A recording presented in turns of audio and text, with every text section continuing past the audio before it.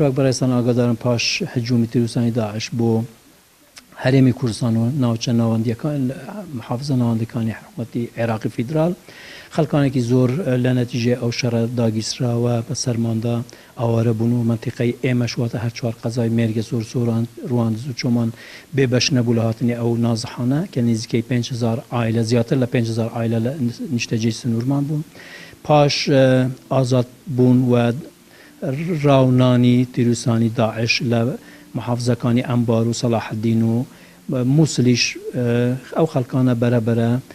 خولیای گەڕانەوەن بە زەیدی باو باپیرانیان کە تاکو ئێستا زیاتر لە 1000 ئایلە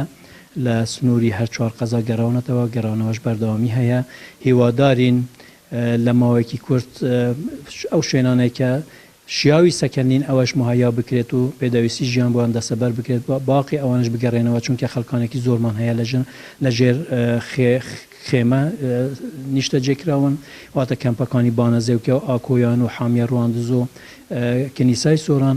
زیاتر لە 200 ئایلە بەو شێوە ژیانی خۆیان دەبەنە سەر